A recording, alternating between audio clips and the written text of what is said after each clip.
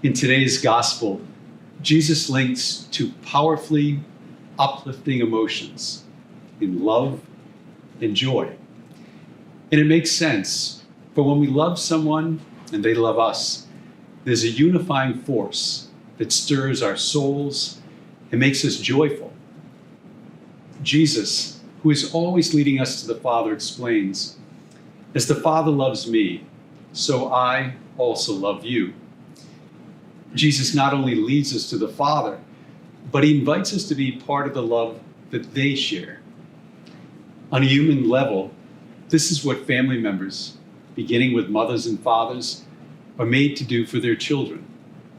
A husband and wife united in God's love naturally and even supernaturally share this love through countless ways, many times sacrificially.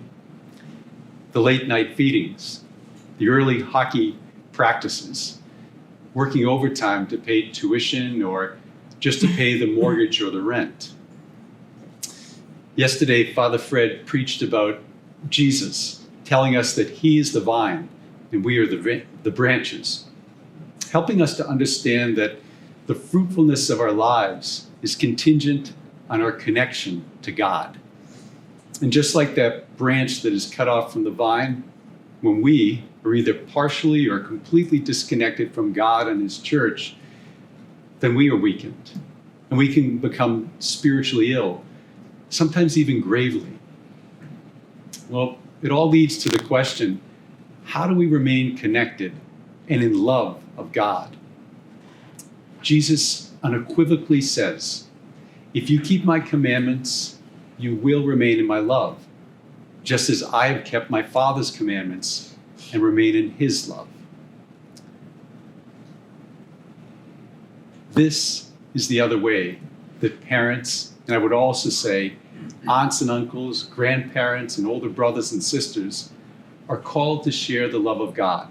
And it's through keeping God's commandments and teaching them, by making the time to pray for and with each other at home, by leading by example and inviting family members to go to Sunday Mass together, and even to a daily Mass when we can, like we're doing today.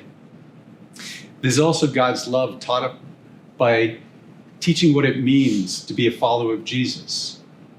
Exactly what are those 10 commandments specifically? And how do they apply to our lives today? We can also teach about God's love by explaining why we need to go to confession, to stay connected to that vine, to God, and why we need the sacraments of baptism and Holy Communion and confirmation, and the sacraments of marriage and holy orders. Why do they matter to us? As we know, this isn't always easy. In fact, many times it's trial and error, and it can be hard.